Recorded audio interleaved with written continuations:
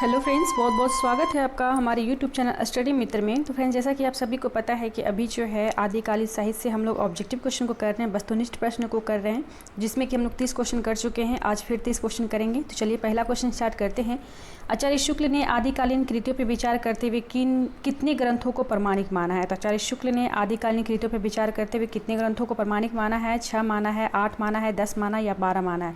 जिसका option number जो है डी सही हो जाएगा। उन्होंने जो प्रमाणिक माना है, 12 ग्रंथों को प्रमाणिक माना है। तो वो ग्रंथ कौन कौन से हैं मैं आपको बता देती हूँ। वो ग्रंथ कौन कौन से हैं? वो ग्रंथ हैं हमीर रासो है, विजयपाल रासो है, कीर्तिलता है, कीर्तिपातका है, खुमान रासो है, बिसलदेव रासो है, पृथ्वी रासो है, जयचंद्र प्रकाश है, जयमय जयचंद्रिका है, परमाल रासो है और खुसरो की पहेलियाँ हैं और विद्यापति पदावली। तो ये इन सभी ग्रंथों को उन्होंने क्या किया है? प्रमाणिक माना है। अब नेक्स्ट क्वेश्चन है कि आचार्य रामचंद्र शुक्ल ने आरंभिक काल के जिन 12 ग्रंथों को प्रमाणिक माना, उनमें से किन ग्रंथों का मूल रूप सुरक्षित नहीं है? तो आचार्य रामचंद्र शुक्ल ने 12 ग्रंथों को तो प्रमाणिक माना है, लेकिन उनमें से कुछ ऐसे ग्रंथ हैं जो मूल रूप से सुरक्षित नहीं है। तो कौन सा ग्रंथ है वह? पहला ऑप्शन है परमाल रासो या पृथ्वीराज रासो, दूसरा है जयमय जयचंद्रिका या कीर्तिपातका, तीसरा ऑप्शन है कीर्तिलता या खुमान रासो और चौथा ऑप्शन है बिशलदेव रासो या विजयपाल रासो। तो मूल रूप से सुरक्षित जो नहीं है ग्रंथ वह है परमाल रासो और पृथ्वीराज रासो। तो ऑप्शन नंबर जो है इसका ए सही हो जाएगा, परमाल रासो और पृथ्वीराज रासो। नेक्स्ट क्वेश्चन है कि आदिकालीन कृतियाँ जो नोटिस मात्र है, तो आदिकालीन कृतियाँ कौन सी ऐसी है जो नोटिस मात्र है? कीर्तिलता, पहला ऑप्शन है कीर्तिलता पदावली, दूसरा ऑप्शन है जयमय जयचंद्रिका कीर्तिपातका, तीसरा ऑप्शन है कीर्तिलता खुमान रासो और चौथा ऑप्शन है पृथ्वीराज रासो परमाल रासो। इसका ऑप्शन नंबर जो है बी सही हो जाएगा, जयमयंक जयचंद्रिका और कीर्तिपातका। यह सभी जो है क्या है? एक नोटिस मात्र है। ऑप्शन नंबर बी इसका सही हो जाएगा।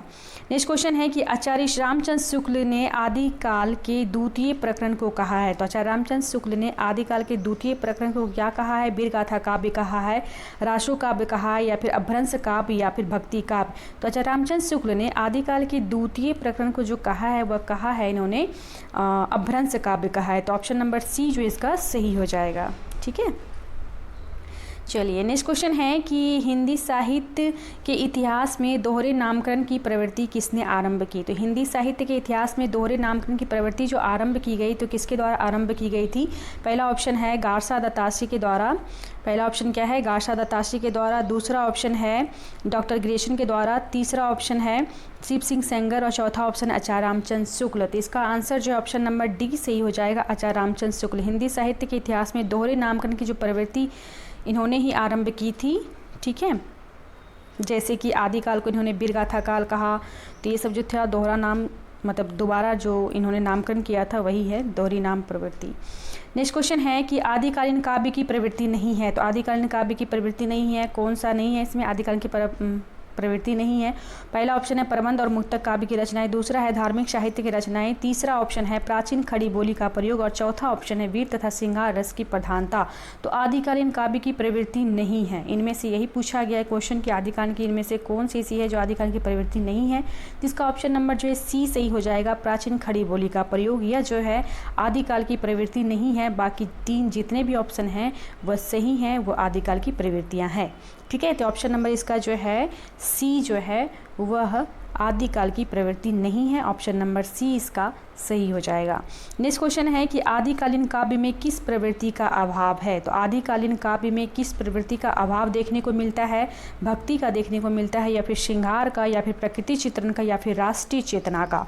तो आदिकालीन काव्य में जो प्रवृत्ति यानी कि जिस प्रवृत्ति का अभाव देखने को मिलता है वह है ऑप्शन नंबर जो इसका डी सही हो जाएगा, राष्ट्रीय चेतना का। तो आदिकालीन काव्य में इसी की प्रवृत्ति का अभाव है, राष्ट्रीय चेतना का। ऑप्शन नंबर डी इसका सही हो जाएगा।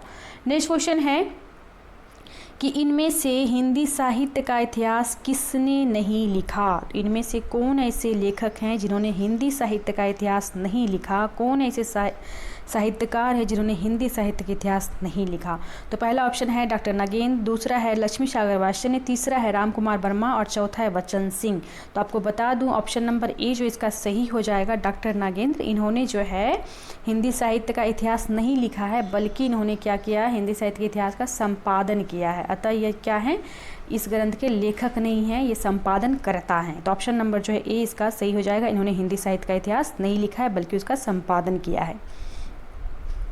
नेक्स्ट क्वेश्चन है कि आचार्य शुक्ल के अनुसार हिंदी साहित्य का आविर्भाव कब से माना जाता है? तो आचार्य शुक्ल ने हिंदी साहित्य का जो शुरुआत माना है, कब से माना है, यानी किससे माना है? तो इन्होंने जो माना है, प्राकृत से माना है, संस्कृत से माना, या फिर प्राकृत की अंतिम अपभ्रंश अवस्था से माना, या फिर पाली से माना। तो इन्होंने जो माना है ऑप्शन नंबर सी इसका सही हो जाएगा, प्राकृत की अंतिम अपभ्रंश अवस्था से इन्होंने माना है। ठीक है, नेक्स्ट क्वेश्चन है कि अपभ्रंश के प्रथम महाकवि कौन है? इसका आंसर बिल्कुल आप सभी ने सही लगा दिया होगा मेरे ख्याल से। तो अपभ्रंश का प्रथम महाकवि कौन है? हेमचंद्र हैं, स्वयंभू हैं, राम सिंह हैं, या फिर सोम पर्वत सूरी हैं। तो अपभ्रंश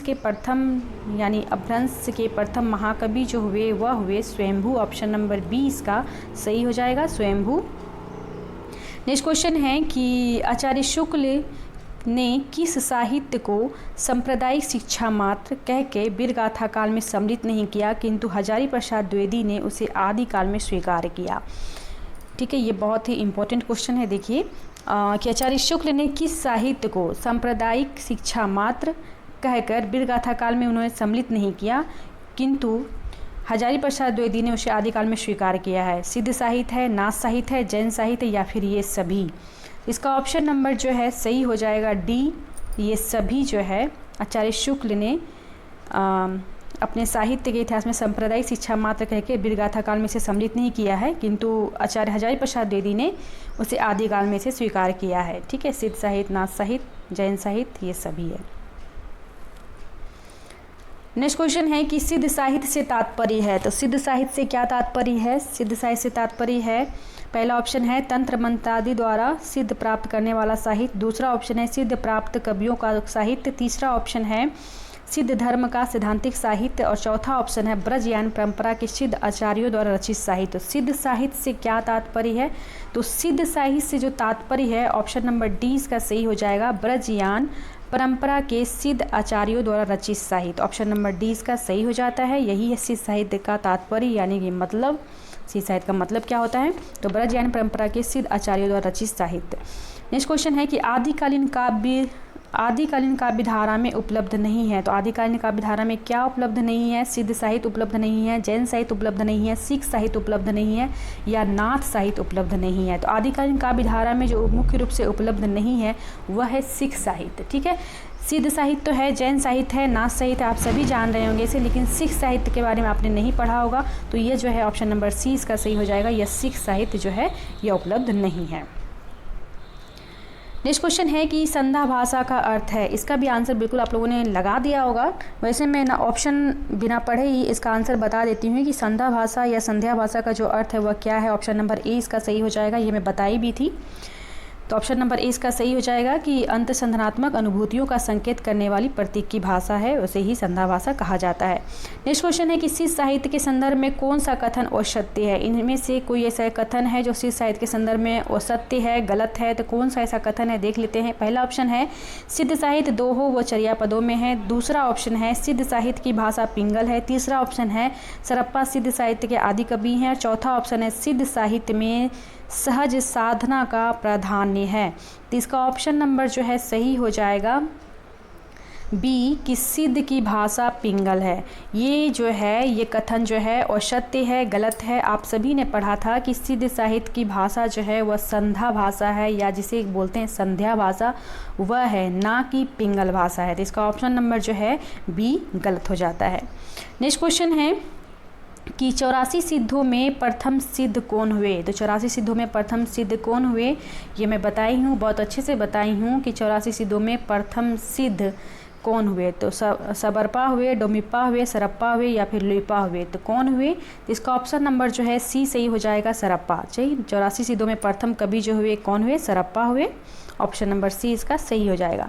नेक्स्ट क्वेश्चन है राहुल संस्कृतानंद ने हिंदी का प्रथम कवि किसे माना है। तो राहुल संस्कृतानंद ने हिंदी का प्रथम कवि किसे माना है? सरप्पा को माना है, पुष्य अपुंड को माना है, स्वयंभू को माना है, या फिर देवसेन को माना है। तो राहुल संस्कृतानंद ने हिंदी का जो प्रथम कवि माना है वह माना है सरप्पा को। ऑप्शन नंबर जो है ए इसका सही हो जाएगा, सरप्पा।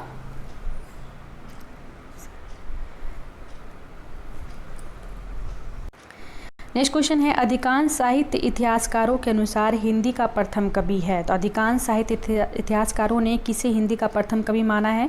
आप सभी बिल्कुल अच्छे से जान रहे होंगे, देवसेन या फिर सरप्पा है या फिर स्वयंभू है या फिर पुष्पदंत है। तो अधिकांश साहित्य इतिहासकारों ने हिंदी का जो प्रथम कवि माना है वह कौन है? तो इसका ऑप्शन नंबर जो है सही हो जाएगा, ऑप्शन नंबर 20 का सही हो जाएगा, है ना, सरप्पा को। ऑप्शन नंबर 20 का सही हो जाता है सरप्पा। नेक्स्ट क्वेश्चन है, शालिभद्र सूरीकृत भारतेश्वर बाहुबली रास को हिंदी का प्रथम रचना किसने माना? शालिभद्र सूरीकृत भारतेश्वर बाहुबली रास जो है इनकी रचना है शालिभद्र सूरी की, तो इसे जो है हिंदी का प्रथम रचना माना गया है। तो किसने माना है प्रथम रचना? तो इसका ऑप्शन नंबर क्या सही हो जाएगा? ऑप्शन नंबर जिसका सही हो जाएगा वह हो जाएगा 49 नंबर का ऑप्शन सही हो जाएगा सी, गणपति चंद्रगुप्त ने भारतेश्वर बाहुबली को हिंदी की प्रथम रचना माना है। ऑप्शन नंबर सी इसका सही हो जाएगा।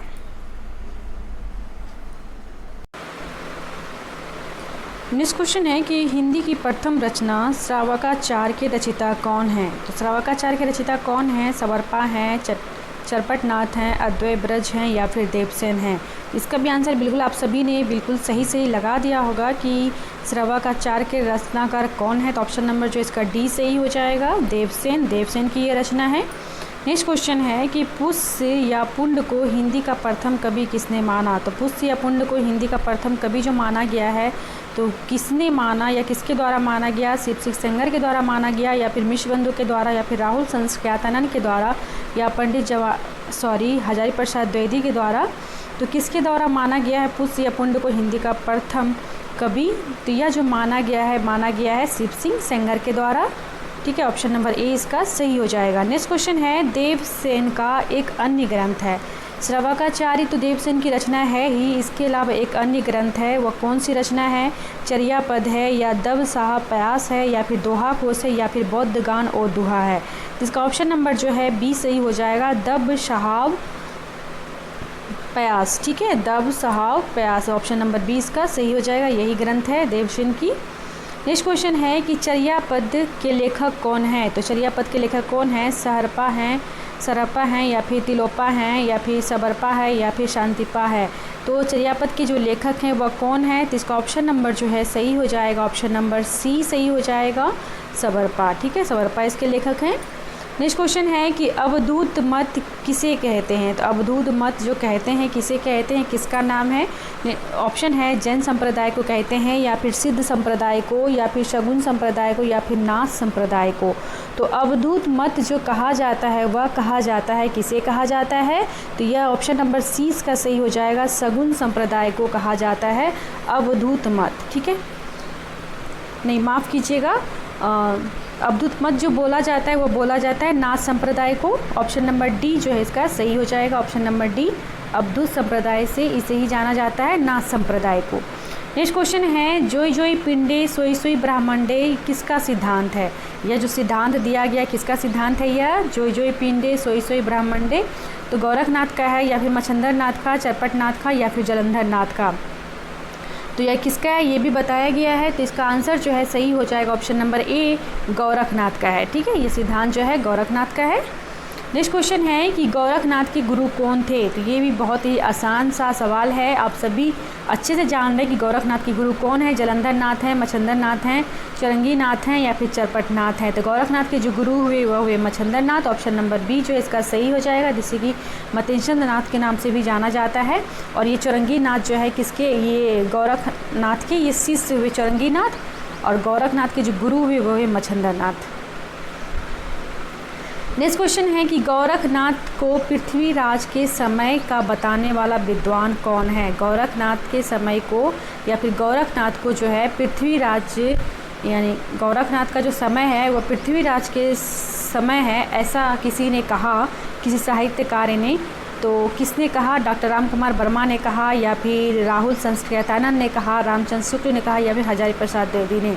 तो गोरखनाथ को पृथ्वीराज का समय बताने वाले जो विद्वान थे वह थे आचार्य रामचंद्र शुक्ल।